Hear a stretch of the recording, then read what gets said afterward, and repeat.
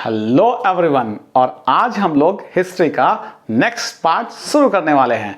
पिछले दिन हम लोग बात किए थे प्लांटेशन में, हाउ द रेबेलियन रेबेल्ड, है ना, how people went against in the plantation areas. And today we shall talk about towards civil disobedience.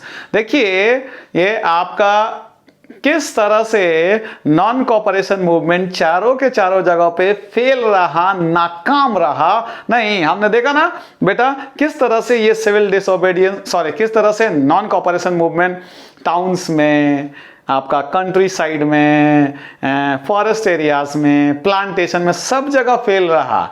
तो अब गांधी जी क्या करेंगे, कैसे ये आगे बढ़ेंगे, किधर भाई, नॉन कॉपरेशन नहीं, सिविल डिसओबीडियंस की तरफ कैसे बढ़ेंगे, जरा इसको हम लोग देखेंगे इस टॉपिक में। देखिए, फरवरी 1922 में Gandhi ji, when he saw every time whenever started the movement the violence took place, and to see the increasing violence Gandhi ji had to call off the movement, and that is why Gandhi ji decided to call off the movement again, and this time he wanted to give training to the satyagrahis। ये गांधी जी ने कहा कि बार बार जब जब आंदोलन शुरू करते हैं ना, तो तब तब क्लैशेस हो जाती है पुलिस के साथ, लड़ाई झगड़ा हो जाता है और मूवमेंट को कॉल ऑफ करना पड़ता है।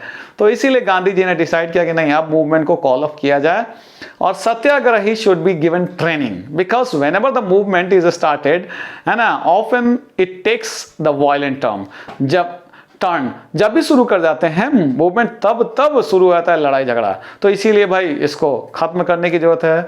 सत्याग्रही शुड बी गिवन ट्रेनिंग, है ना, उन्हें ट्रेनिंग दिया जाए। और साथ ही साथ they have been tired of the long struggle. तो बहुत लंबे समय तक स्ट्रगल की वजह से ये हमारे सत्याग्रही लोग थक गए हैं, तो इन्हें ट्रेनिंग देने की जरूरत होती है ना। इन्हें हम ट्रेनिंग दे, इन्हें हम रेस्ट दे, है ना, इन्हें हम ट्रेनिंग करें और इनको हम रेस्ट दे, ताकि ये अच्छा से अच्छा कर सके, तब बाद में मूवमेंट शुरू करेंगे। This was the thought of Gandhi ji. इधर हुआ क्या कि गांधी जी ने ये सोचा, अभी कांग्रेस के अंदर जो पुराने लीडर्स थे, मतलब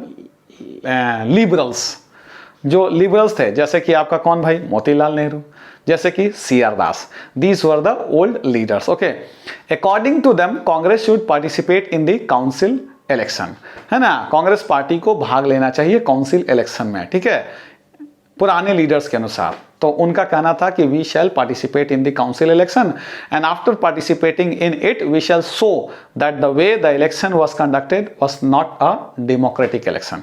तो ये इलेक्शन में भाग ले लेंगे और उसके बाद बताएंगे, दिखाएंगे, देखिए आपने जैसा इलेक्शन रखा वो डेमोक्रेटिक नहीं था, वो सही नहीं था।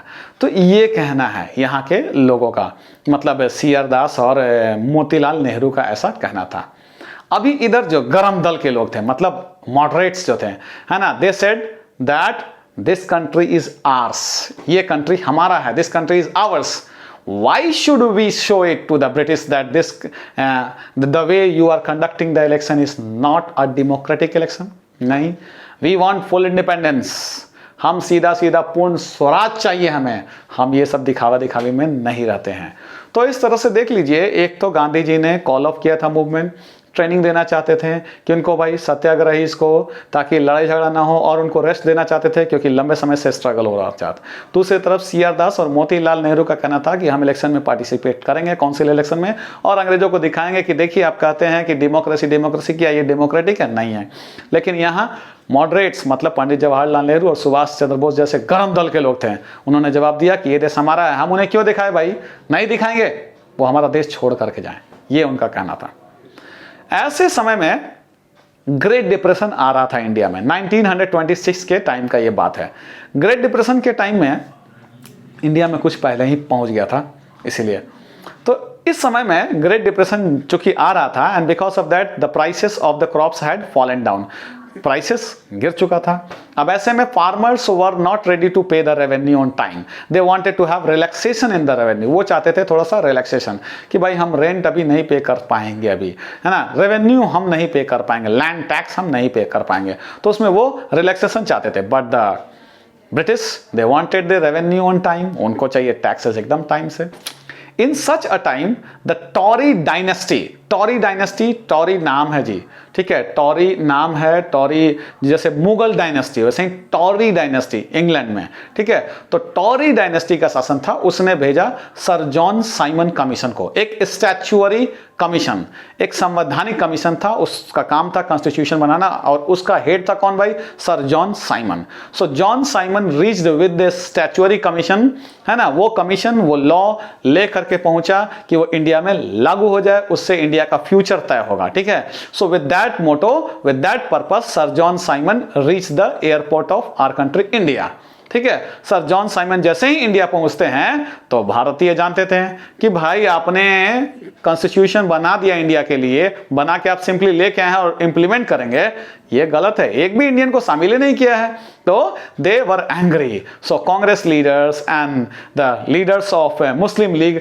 दे raise the slogan go back Simon, Simon commission, go back Simon commission. उन्होंने आवाज उठाई साइमन कमीशन को, जैसे ही एयरपोर्ट पे देखा तो ultimately in 1928 when Simon Commission came back, he had to go back to England barren handed, खाली हाथ साइमन कमीशन को जाना पड़ा। क्या कर सकते थे भाई, क्योंकि साइमन कमीशन आया था वहां से स्टैच्यूअरी कमीशन के साथ, एक कॉन्स्टिट्यूशन के साथ, और बोला था कि नहीं भाई चलिए हम ये करेंगे वो करेंगे, ऐसा करेंगे वैसा करेंगे। तो एक भी इंडियन को शामिल ही नहीं किया था, इसलिए Indian were against him, and that is why ultimately they raise the slogan Simon commission go back Simon, and Simon commission had to go back. तब साइमन कमीशन को वापस जाना पड़ा। अब ऐसे में उनके जाने के बाद यहां जो वायसराय थे, मतलब अंग्रेजों के रिप्रेजेंटेटिव थे, है ना, उन्होंने कहा कि मेरे पास एक डोमिनियन स्टेटस नाम का कॉन्स्टिट्यूशन है जिसको लागू करना चाहिए। कब भाई, अक्टूबर 1929 में उन्होंने ऐसे बोला। अक्टूबर 1929 में उन्होंने डोमिनियन स्टेटस नाम का एक कॉन्स्टिट्यूशन हाजिर किया। दैट वाज अ वेग ऑफर, वेग माने अनक्लियर ऑफर। जब क्लियर ही नहीं है क्या है इसमें और क्या नहीं है, तो here the British whatever they showed in the name of dominion status, it was not accepted by the Indians. Indians ने इसे एक्सेप्ट नहीं किया। उन्होंने कहा कि नहीं, बेकार है, फालतू है, ठीक है, ये बेकार है, ये फालतू है, ठीक है। तो इस तरह से ये एक्सेप्ट नहीं, हाँ, तो इसको जो है स्वीकार नहीं किया गया, क्योंकि देखिए गांधी जी और कांग्रेस लीडर को बुलाया गया था राउंड टेबल कॉन्फ्रेंस में भाग लेने के लिए। कहां भाई, लंदन में आइए, वो सारे कॉन्स्टिट्यूशन आपको दिखाया जाएगा, उस पर आप साइन कर दीजिएगा इंडियन के बिहाफ में। गांधी जी को, सुभाष चंद्र बोस को, मतलब इंडियन लीडर्स को बोला गया, खास करके गांधी जी को। But Congress did not accept it, refuse to participate in the round table conference, ठीक है।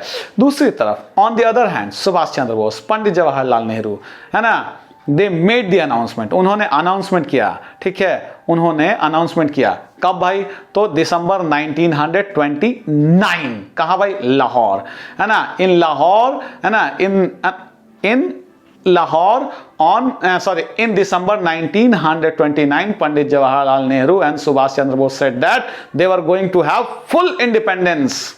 उनके पास फुल इंडिपेंडेंस होगा। कब भाई, कब होगा, 26 जनवरी 1930 को होगा। They made the slogan that they were going to have the full independence on 26 January 1930. They made the announcement in December 1929 in Lahore. Lahore में उन्होंने ये अनाउंसमेंट कर दिया, लेकिन जनता नहीं आई। This movement did not become successful because people did not participate in a large number.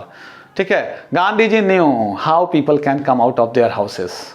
Gandhi जानते थे कैसे लोग बाहर आएंगे, उनसे रिलेटेड इशू अगर आप उठाइएगा तभी लोग बाहर आएंगे, ठीक है। तो गांधी जी कैसे उनसे रिलेटेड इशू शुरू करेंगे, अगला टॉपिक सॉल्ट सत्याग्रह में हम लोग देखेंगे, ठीक है ना।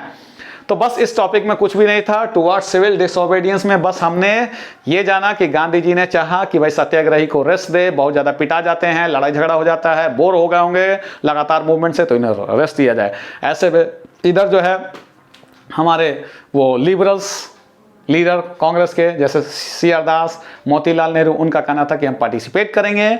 किसमें पार्टिसिपेट करेंगे भाई, हम पार्टिसिपेट करेंगे काउंसिल इलेक्शन में, और अंग्रेजों को दिखाएंगे कि जिस तरह से इलेक्शन होता है वो सही नहीं है, वो डेमोक्रेटिक नहीं है। लेकिन गरम दल वाले, मतलब यंगस्टर्स जो कांग्रेस में थे, जैसे आपका सुभाष चंद्र बोस, जैसे पंडित जवाहरलाल नेहरू, उनका कहना था कि दिस कंट्री इज आवर्स, हमारा देश है, why should we say to them we want full independence, हमें पूरी आज़ादी चाहिए। और ऐसे समय में ग्रेट डिप्रेशन का टाइम चल रहा था, फसल उपजी लेकिन ठीक से बिकी नहीं क्योंकि ग्रेट डिप्रेशन है, और इसीलिए किसान डिमांड करने लगे कि हमें रिलैक्सेशन चाहिए, रेवेन्यू में हम बाद में पेमेंट करेंगे, बेचने के बाद बिक नहीं रहा है, दाम भी कम आ रहा है, इसीलिए हम अभी पेमेंट नहीं कर सकते हैं, ठीक है।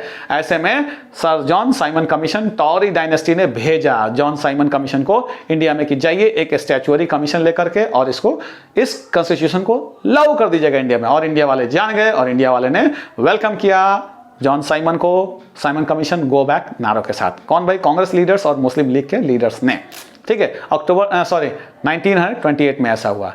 उनके चले जाने के बाद अक्टूबर 1929 में ये लॉर्ड इरविन ने वेग ऑफर दिखाया डोमिनियन स्टेटस के नाम से कि इस पे आप लोग साइन कर दीजिए, राउंड टेबल कॉन्फ्रेंस में भाग ले लीजिए, but it was refused by the people, है ना। इधर सुभाष चंद्र बोस, पंडित जवाहरलाल नेहरू का कहना था कि नहीं, we want full independence. They made the announcement in December 1929 in Lahore that they were going to have full independence on 26 जनवरी 1930। लेकिन इतने सारे लोग, ज़्यादा लोग आए नहीं बाहर लार्ज नंबर में, तो नतीजा क्या हुआ? ये मूवमेंट सफल नहीं रहा। गांधी जी जानते थे ये मूवमेंट सफल हो जाएगा अगर कोई ऐसा इश्यू लेकर के चलेंगे जो आम जनता से रिलेटेड हो, जैसे, है ना, तो होगा। तो कैसे होगा भाई?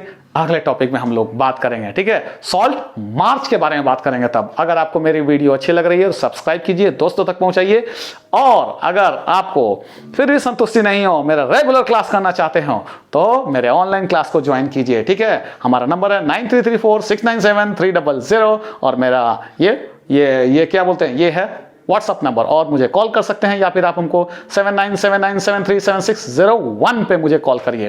तो आप मेरे ऑनलाइन क्लास को भी ज्वाइन कर सकते हैं। इसमें आपके क्लासेस लगातार होंगे, रेगुलरली होंगे। ऐसे वीडियो पर भी ठीक ठाक है, कोई दिक्कत नहीं है। इसमें भी आपको अच्छा लग रहा होगा और आराम से आप समझ रहे होंगे। लेकिन अगर ऑनलाइन क्लास कीजिएगा तो वो रेगुलर हो जाएगा। ये एक चीज आपको बेनिफिट मिलेगा इसमें है कि लगातार होगा, आपको सारे कोर्सेज कंप्लीट हो जाएंगे बोर्ड से पहले ही, मेरा दावा है। मात्र 400 रुपीज़ पर मंथ लगता है और विशेष कोई चार्ज भी नहीं है। आपके सारे कोर्सेज जिनका छूट गया है उनका भी कंप्लीट हो जाएगा, लेकिन जितने जल्दी ज्वाइन करेंगे उतने जल्दी उतना ज़्यादा बेहतर रहेगा, ठीक है। तो आशा करता हूँ कि ये वीडियो आपको समझ में आएगा, ठीक है। तब तक के लिए ओके, बाय बाय।